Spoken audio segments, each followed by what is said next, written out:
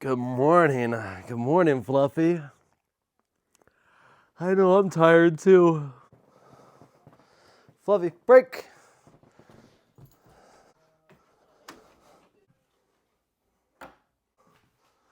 Touch.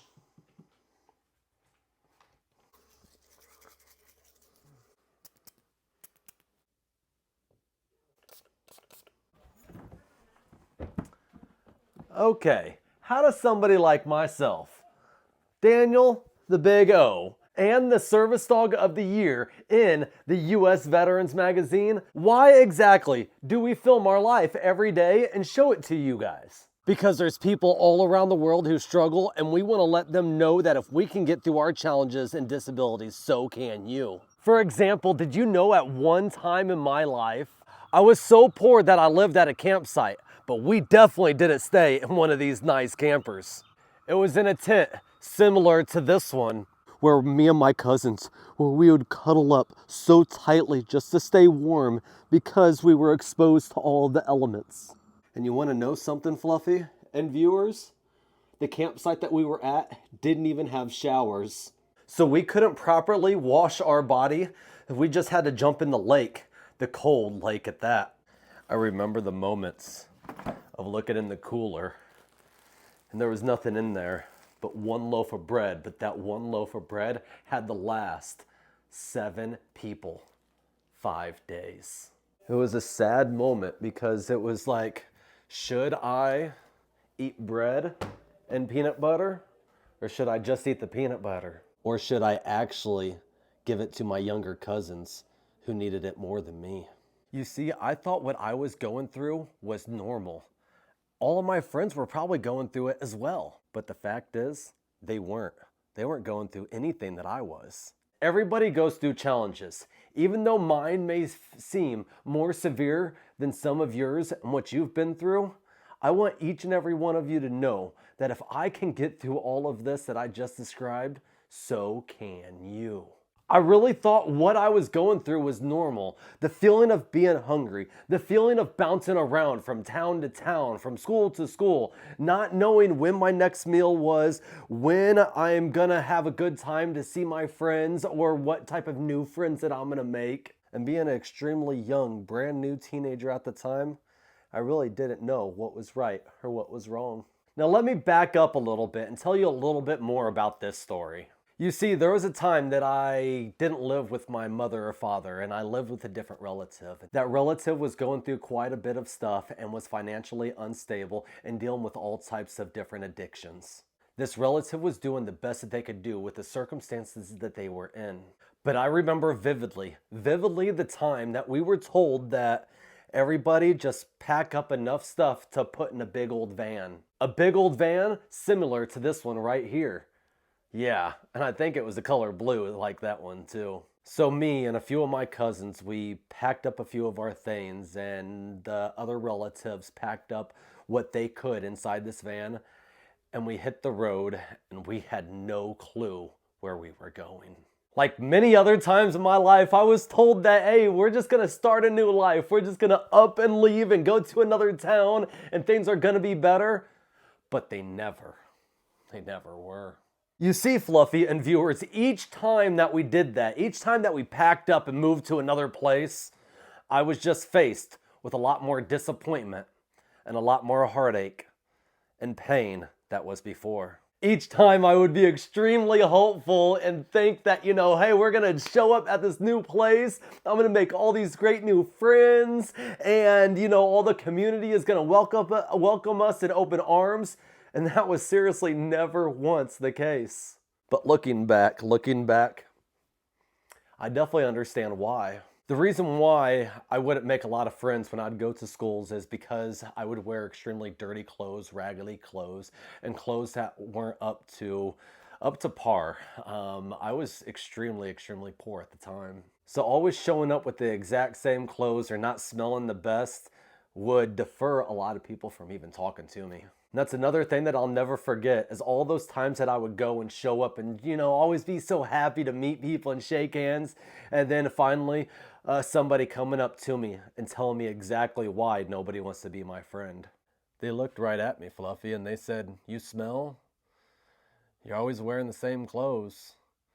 And who knows if you're going to be here that much longer. Going back to the campsite, we had a reputation of just bouncing and bouncing and bouncing and bouncing and bouncing. The family that I was with was never ever consistent. There was always an issue, concern, addiction, finance issues, employment issues, we're living off the government, some sort of issues that needed to be addressed that never were. So when we lived at that campsite with a tent that didn't have the adequate shelter to keep us dry and warm, and being told many, many nights that, hey, you guys just stay here, we'll be back, and fingers crossed that we can go find a job. Or the relative would go and work in an adult club and come back completely drunk, messed up, with a bag of bread and a packet of hot dogs. At the time, I was extremely happy because I had food in my belly,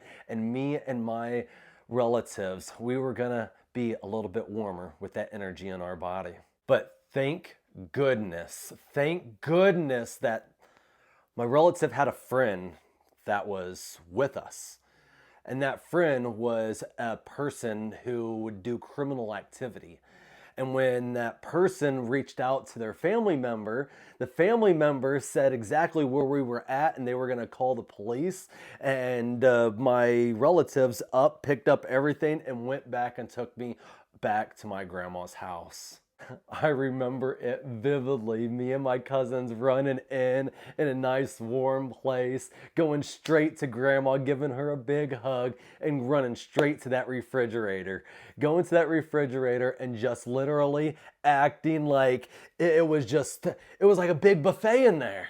Hey, we were like dogs. We sure were. We ate anything and everything. I was squeezing mustard in my mouth. I was eating spoonfuls of mayonnaise. I was eating lunch meat and cheese. You name it, I was shoving it down my throat. But then reality set in. The fact that my stomach couldn't handle it. My stomach couldn't handle it because I haven't ate really good for many, many days. My cousins and I immediately ran to the bathroom and, upchucked all of that food. But I'm telling you what, Fluffy and viewers, we went straight back to that refrigerator and did it again. After that, we were sat down by a few relatives and friends, and we were explained that, hey, sometimes things like this happen. Sometimes not just parents, humans, men, women, people all around the world, they face challenges. And some challenges may be different than others, but they're still challenges. My channel is all about motivate, motivating others. What is your motive to get to your fate? And I want you to understand that everybody is faced with challenges, just like I was faced with the challenge of being hungry, living that lifestyle that I thought was normal. Or I could change it. I could change it and be one of the very few that changed my family's history, my family's life, and improve it and show everybody all around the world that if I can get through my challenges and disabilities, so can you. After I had that talk with my family and friends, I started to live my life a little bit more fully.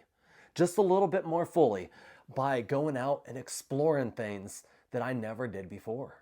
Yeah, I know, some of that exploration got me into trouble, but ultimately, it led me to where I am today. Between that moment and the time I joined the military, I dibble-dabbled in a little bit of everything, and I'm going to tell you what, a lot of those stories are going to be coming out more and more every single week, so make sure you subscribe to the channel, hit that thumbs up button, you comment down below so it can boost the algorithm. But I'm telling you, okay, that I started to understand my motive to reach my fate, and I joined the military, and I thought that that was going to be my career, but unfortunately I got injured.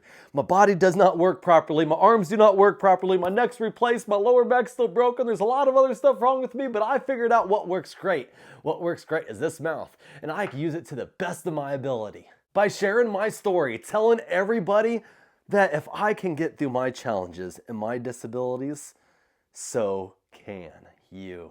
So today, I want you to take this story and use it as motivation. Use it as inspiration, because I know a lot of people all around the world, you may be thinking that, hey, I live like this. Is it normal? This clothes supposed to be piled up really high in a room all the time? This laundry supposed to be piled up and piled up? Is our cabinet supposed to be bare and only have rice or maybe a couple boxes of macaroni and cheese? Is our refrigerator only supposed to have butter inside of it and milk? Is it normal to bounce to house, to school, to foster home, to shelter, to shelter? What some people may call normal may not be the same as others, but I ultimately want to let you know that you are not alone.